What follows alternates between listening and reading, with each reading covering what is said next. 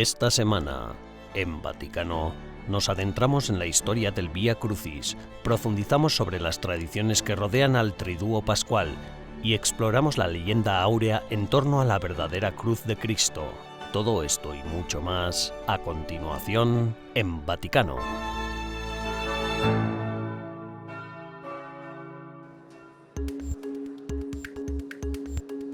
Uno de los entrenadores de fútbol más laureados de todos los tiempos, José Mourinho, entrenador de la AS Roma, y el cardenal José Tolentino de Mendoza, prefecto del Dicasterio para la Cultura y la Educación, mantuvieron una conversación pública el 31 de marzo en la Pontificia Universidad Gregoriana de Roma, en vísperas de la Jornada Mundial de la Juventud que se celebrará en Lisboa el próximo mes de agosto.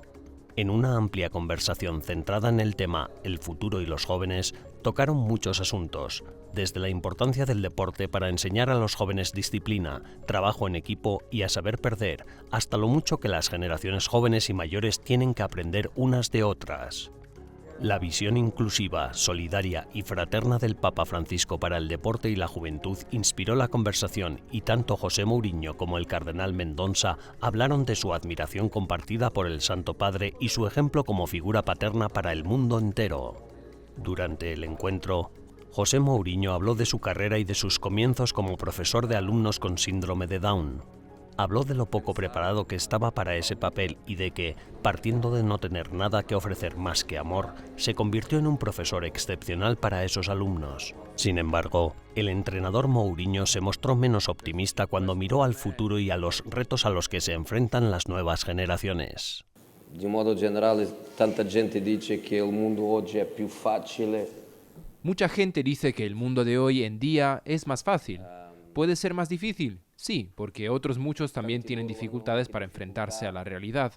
Lo que entra en su casa, en sus teléfonos, en su iPad, es un mundo que a tantos niveles se basa en asuntos ficticios y en las fake news.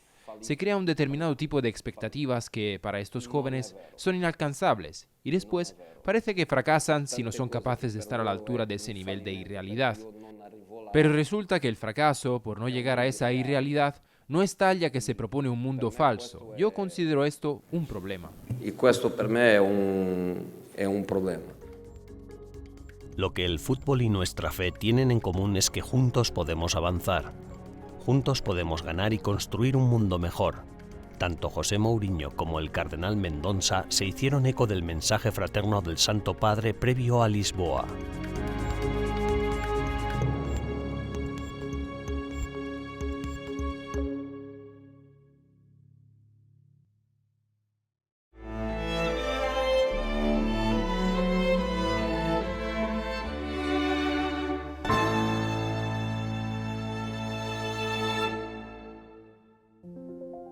El miércoles 29 de marzo, en la Sala Marconi de Roma, Radio Vaticana presentó el estreno radiofónico mundial de 7, una meditación sobre las 7 últimas palabras de nuestro Salvador en la cruz de Joseph Haydn.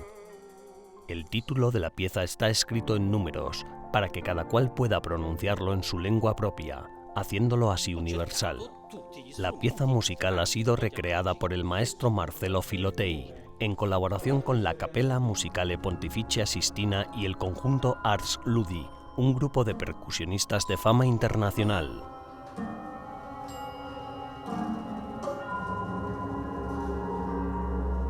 La idea es meditar sobre el tiempo presente a través de una gran obra maestra del pasado. Las 7 últimas palabras de Cristo en la cruz de Haydn. Para ello, he utilizado la percusión, porque es la mejor manera, en mi opinión, de representar el caótico y desordenado mundo actual. Caótico y desordenado. A mediados de abril se estrenará también una versión en vídeo del tema musical 7, realizada en el interior de la Sala Pablo VI. Las 7 palabras de Cristo sobre la cruz de Haydn Las 7 palabras de Haydn sobre Cristo en la cruz se reinterpretan con un matiz totalmente contemporáneo, como para enfatizar la guerra, la violencia, el dolor y la confusión en que en ocasiones el mundo actual sume a muchas personas. Pero esta dificultad se lleva hasta la cruz con Jesucristo, para que luego, el día de Pascua, se produzca ese gran abrazo que otorgará esperanza, luz y nos mostrará el camino, la certeza de que el mundo no es mal y dolor, sino al contrario, es belleza y don. È bellezza ed è dono. My God, why have you forsaken me?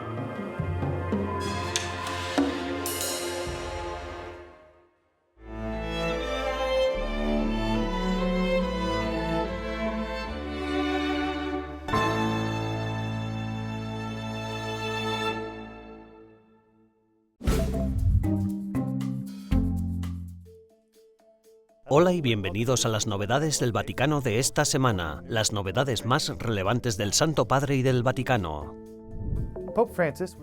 El Papa Francisco ha sido dado de alta tras pasar 3 noches ingresado en el Hospital Gemelli de Roma. El Papa, de 86 años, ingresó en el hospital el 29 de marzo con dificultad para respirar. Posteriormente se le diagnosticó una bronquitis. Según fuentes oficiales del Vaticano, su estado mejoró tras recibir una infusión de antibióticos. En el mes de abril, el Santo Padre ha pedido al mundo que rece de manera especial por la paz y una cultura de no violencia. Vivir, hablar y actuar sin violencia no es rendirse, perder o renunciar a nada, sino aspirar a todo, dijo el Papa en su mensaje de vídeo. 2 departamentos del Vaticano emitieron una declaración conjunta sobre la doctrina del descubrimiento y la dignidad y los derechos debidos a los pueblos indígenas. El Vaticano subraya: la Iglesia Católica repudia, por tanto, aquellos conceptos que no reconocen los derechos humanos inherentes a los pueblos indígenas, incluyendo lo que se ha dado en llamar la doctrina del descubrimiento jurídica y política.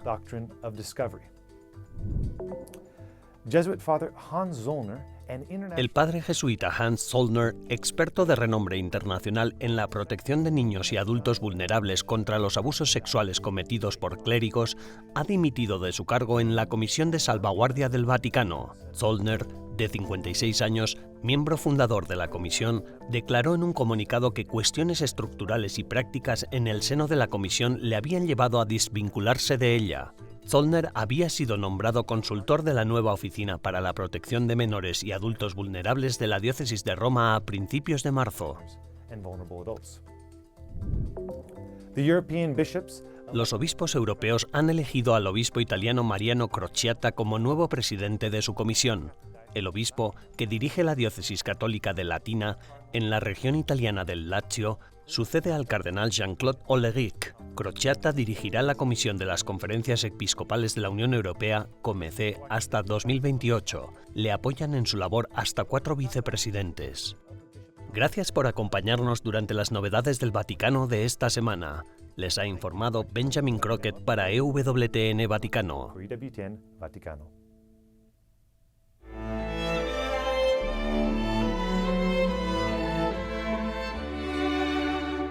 En breves instantes regresamos con más en Vaticano.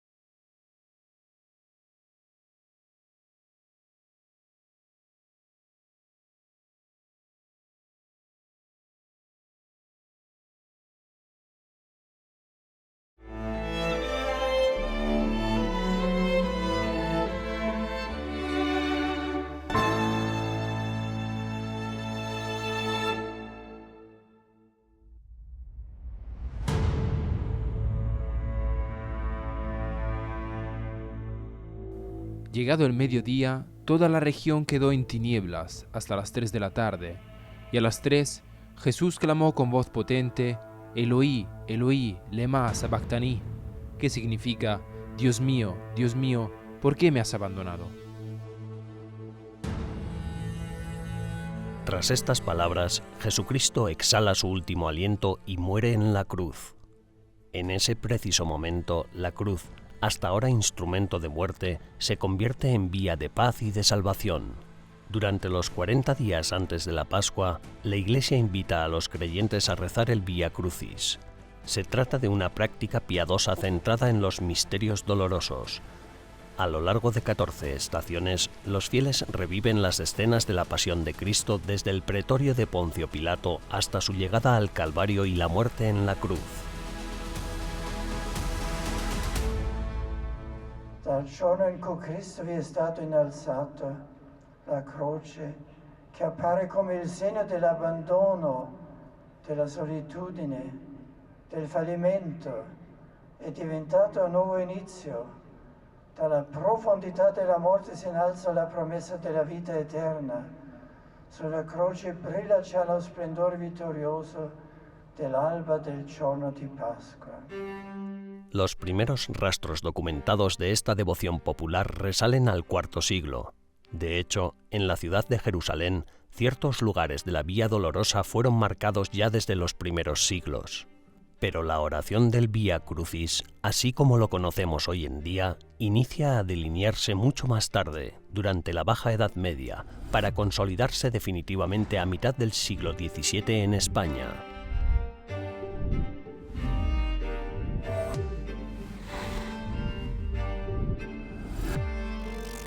La difusión del Vía Crucis en Italia y sucesivamente en el resto del mundo fue obra de Fray Leonardo da Porto Mauricio en el siglo XVIII. Cada domingo, en el convento de San Buenaventura del Palatino, el fraile franciscano se reunía a primera hora del día con un grupo de fieles para rezar el Vía Crucis. Tras introducir las meditaciones en cada estación y difundir la práctica en todas las iglesias franciscanas, Fray Leonardo pidió al Papa Clemente XII la autorización para extender esta costumbre a todas las parroquias. En 1731, con un breve documento, el pontífice dispuso que en todas las iglesias hubiera presente un Vía Crucis. A lo largo de su vida, Fray Leonardo da Porto Marzio creó más de 500 Vía Crucis solo en Italia. En 1749, el Papa Benedicto XIV le encargó la construcción de 14 estaciones del Vía Crucis en el Coliseo.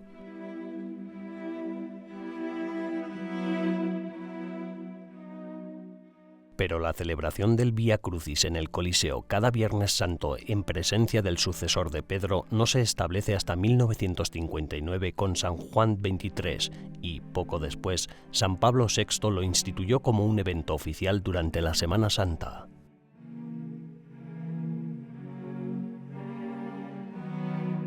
Desde entonces, los sucesivos pontífices han rezado públicamente este Vía Crucis al atardecer del Viernes Santo junto a cientos de fieles que, cada año, recorren y meditan la pasión de Cristo uniéndola a los sufrimientos antiguos y modernos de la humanidad entera.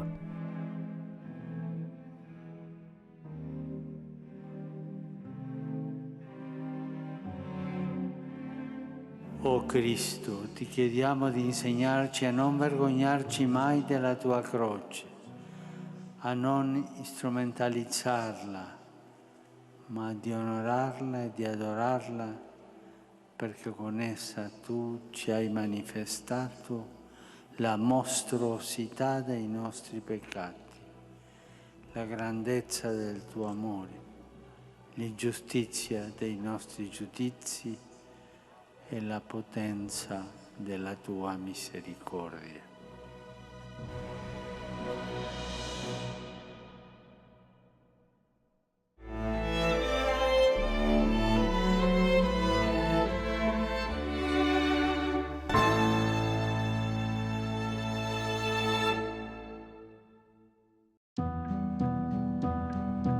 El Triduo Pascual, 3 días en los que conmemoramos y celebramos la pasión, muerte y resurrección del Señor. Hemos vuelto a recorrer estos días ricos en simbolismo y significado, comenzando por el Jueves Santo, y lo hemos hecho con la ayuda del padre Giovanni Zaccaria, profesor de Teología Litúrgica en el Departamento de Teología de la Pontificia Universidad de la Santa Cruz de Roma. Giovedì è l'anticipazione. El jueves, como muchos festivos, también en la tradición judía, es la anticipación, comienza la víspera. Jesús también respetó esta tradición y de alguna manera con la última cena anticipó lo que haría al día siguiente, entregándose a la muerte.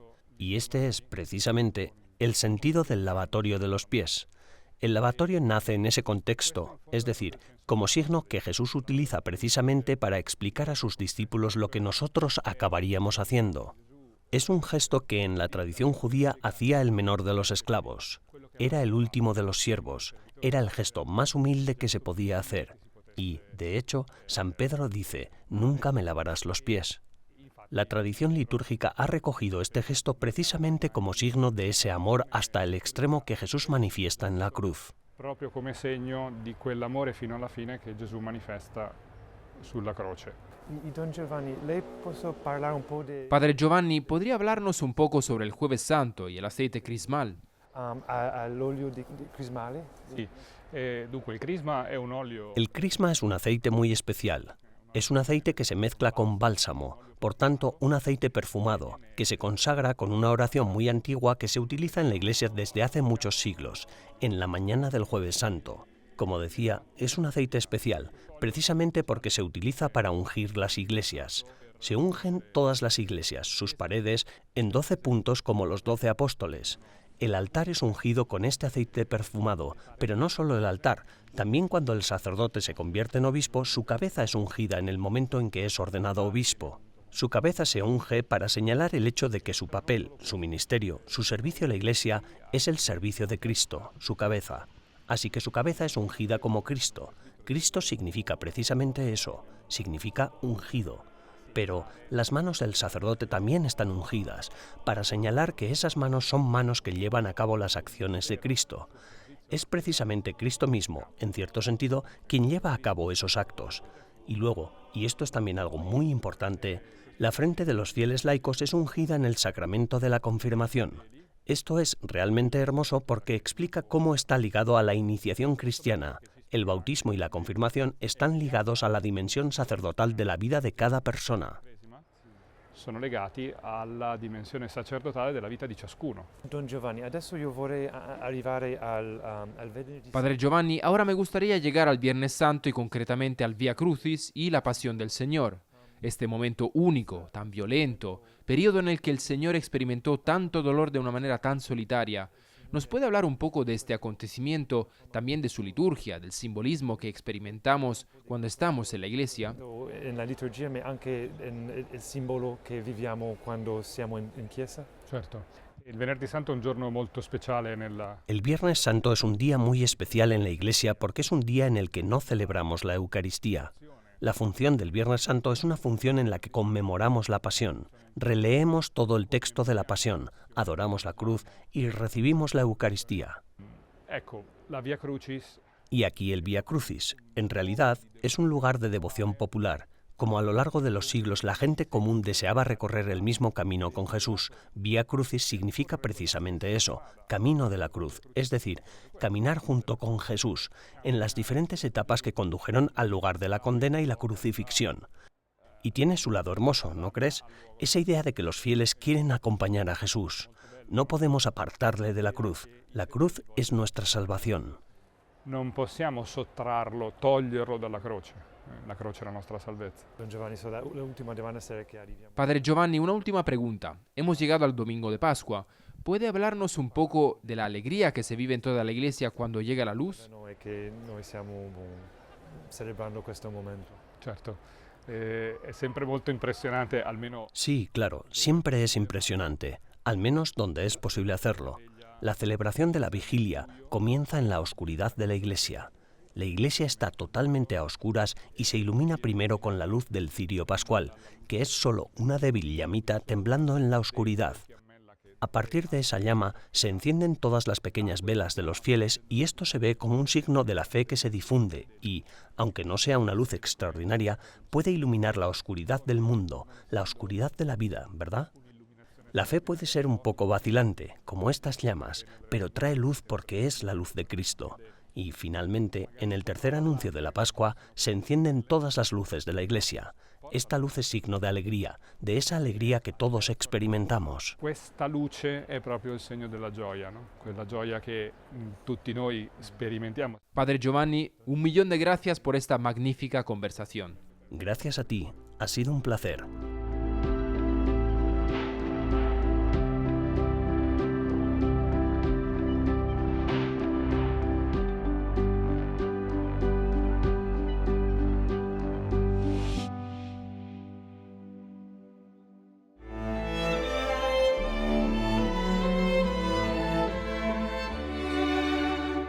Tras una breve pausa, regresamos con más en Vaticano.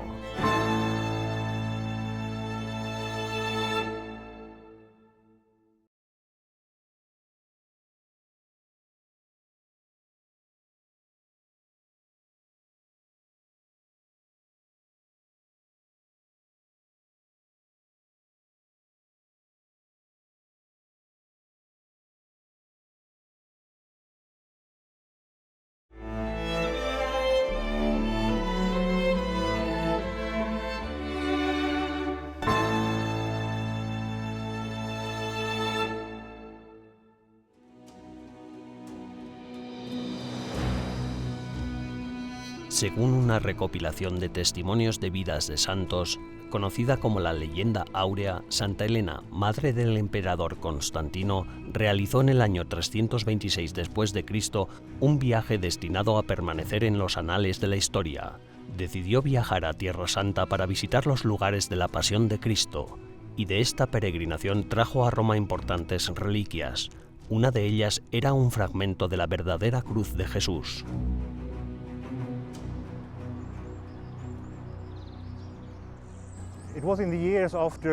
Fue en los años posteriores, entre el Concilio de Nicea del 325 y la muerte de Helena 4 años después, cuando Constantino construyó varios santuarios importantes en Tierra Santa, en los lugares bíblicos de Jerusalén y Belén. Y al mismo tiempo trajo una reliquia de la Santa Cruz a Roma y la puso aquí, en una sala del Palacio Imperial que transformó en iglesia y le dio el nombre de Jerusalén. Fueron solo 70 años más tarde que el descubrimiento de la cruz fue atribuido a la propia Helena por San Ambrosio de Milán, quien dice que Helena descubrió la Santa Cruz junto con la inscripción de la cruz. Y después de ese momento se hace muy complicado seguir la historia de estas reliquias a través de la Edad Media, pero todavía están aquí. Muchas de estas reliquias llegaron aquí en la Baja Edad Media, durante el periodo de las Cruzadas, en el que muchas reliquias de la Pasión fueron importadas a Roma desde Tierra Santa. Y es realmente difícil decir algo sobre su autenticidad. Las dos reliquias principales siempre fueron la Santa Cruz y la inscripción de la cruz, que siempre estuvieron en el centro de la devoción y la atención de los peregrinos. Nunca se ha demostrado que sean falsas, aunque es muy difícil de reconstruir su historia porque la actitud hacia las reliquias ha cambiado. Hoy estamos acostumbrados a ver reliquias observables.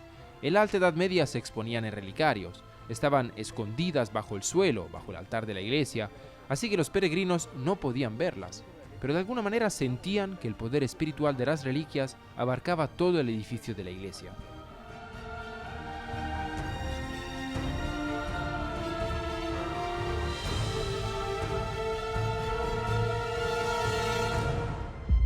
En el ábside de la basílica los frescos cuentan la historia de la leyenda de la Veracruz.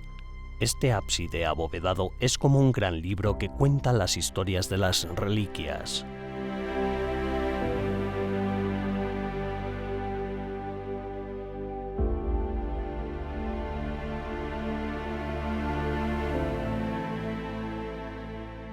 Como leyendo un libro, empezando por la izquierda y yendo hacia la derecha, vemos a Santa Elena ya en Tierra Santa, en Jerusalén, preguntando a un judío, no por casualidad llamado Judas, dónde está escondida la Veracruz. Tras un poco de resistencia, Judas, que llegará a ser obispo de Jerusalén con el nombre de Ciríaco, revela el lugar donde está escondida la cruz de Jesús.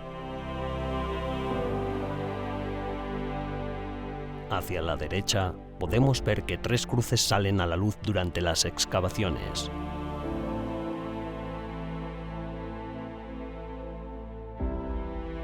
Para distinguir la verdadera cruz de Jesús, muestran un cadáver sobre cada madero, y cuando el cadáver entraba en contacto con la verdadera cruz, volvía a la vida.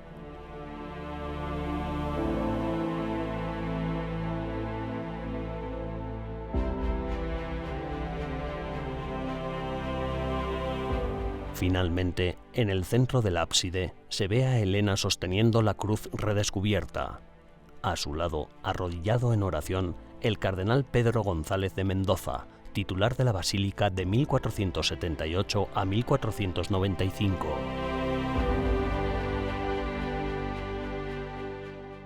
Por supuesto, nunca podremos estar seguros de que se trate de reliquias auténticas de la pasión de Jesús, pero lo que sí sabemos es que son increíblemente simbólicas y sumamente importantes en la devoción a esa tumba que permanece vacía desde hace 2000 años.